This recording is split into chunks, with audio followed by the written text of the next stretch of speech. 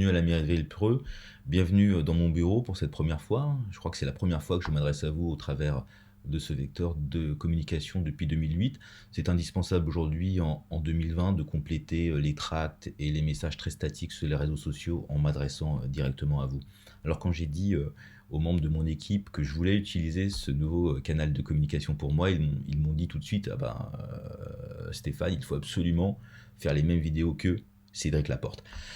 Alors je pense qu'il y a encore beaucoup de travail, je vais essayer de progresser dans les prochains mois. Cédric, vos conseils sont les bienvenus, je vais faire évidemment de mon mieux. Alors une première vidéo, pourquoi? Eh bien pour introduire ce premier document de campagne dont nous sommes extrêmement fiers. Il est en cours de distribution par les membres de mon équipe. Ils ont commencé hier, ils continueront dans les prochains jours. Une équipe qui est complète aujourd'hui, 35 personnes motivées, impliquées, qui n'ont vraiment d'intérêt que l'intérêt général de Villepreux et qui veulent se battre uniquement pour la ville. Donc je me retrouve évidemment avec chacun d'entre eux, parce que c'est ce que je fais depuis 2008 maintenant. Ça fait déjà 12 ans que vous m'avez fait l'honneur de me donner votre confiance, et vraiment le premier message aussi, c'était de vous dire que je ne l'ai jamais trahi. Votre confiance, je ne l'ai jamais trahi.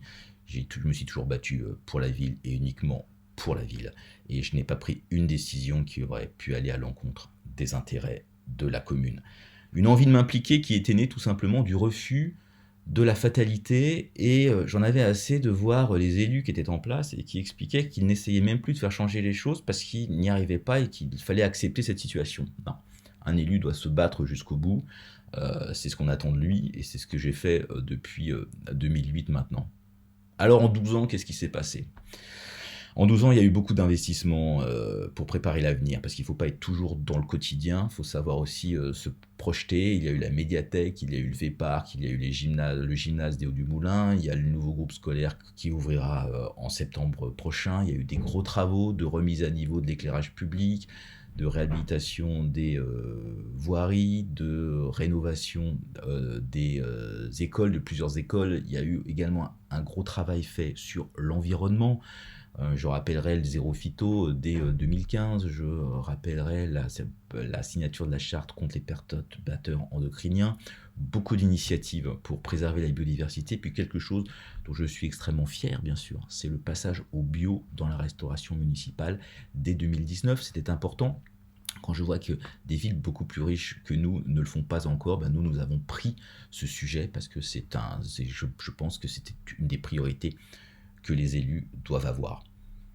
12 ans qui ont permis aujourd'hui à la ville de sortir un peu de l'anonymat. Aujourd'hui, on connaît Villepreux, c'est une ville qui est valorisée, c'est une ville qui est recherchée. On vient à Villepreux non pas parce qu'elle est proche de Saint-Nom-la-Bretèche, on vient à Villepreux parce qu'on connaît Villepreux et on a envie de participer à l'histoire de cette ville, et j'en suis extrêmement ravi. Et pourquoi on vient aussi à Villepreux? Parce qu'on sait que la ville est bien gérée au niveau budgétaire. C'était un axe majeur de mon projet en 2008, c'est de se dire on ne peut rien sans avoir un socle financier extrêmement stable, extrêmement solide, et malgré toutes les difficultés.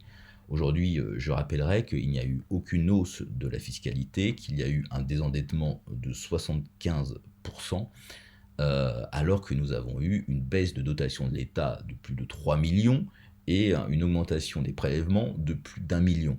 Alors ça, il faut quand même le citer, vu que ça fait partie intégrante de mon bilan, c'est de se dire, on peut gérer une ville, tout le monde peut dire que c'est simple de gérer une ville, mais qui peut aujourd'hui avoir les résultats qui ont été les miens, avec une gestion aujourd'hui du budget, des finances qui sont montrées en exemple dans de nombreuses villes aux environs. Je voulais vous rappeler que ce bilan, c'est pas le hasard.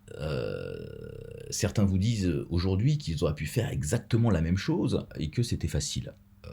Il y en a même qui osent vous expliquer que ce qui fonctionne dans la ville, c'est grâce à eux, et ce qui fonctionne un peu moins bien, c'est à cause de moi. Est-ce que c'est sérieux, tout cela?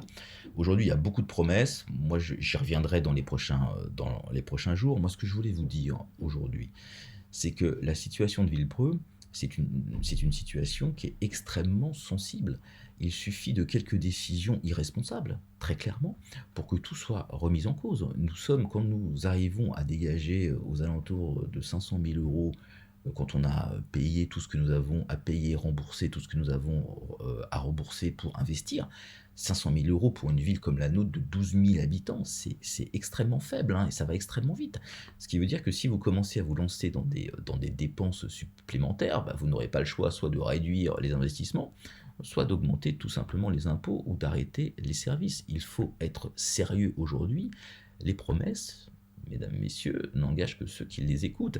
Et je pense que les Français en ont assez de voir des hommes politiques et des femmes politiques arriver, dire et inventer des choses toujours plus incroyables les unes par rapport aux autres, et puis à la fin du compte, voir que ces promesses ne seront tout simplement pas faites, parce que le budget n'est absolument pas à la hauteur de ces idées-là. Alors, soyons raisonnables, soyons responsables. Moi, c'est ce que je vous propose pour ces prochaines années, pour ce prochain mandat, c'est de continuer la politique qui a été la mienne, avoir des choses qui vont être innovantes, dans le respect total de ce qui a été fait, dans la même trajectoire, avec la même rigueur budgétaire, parce qu'on ne peut pas faire autrement, et puis on va continuer à faire tout ce qui a été fait conformément au bilan que je peux assumer aujourd'hui.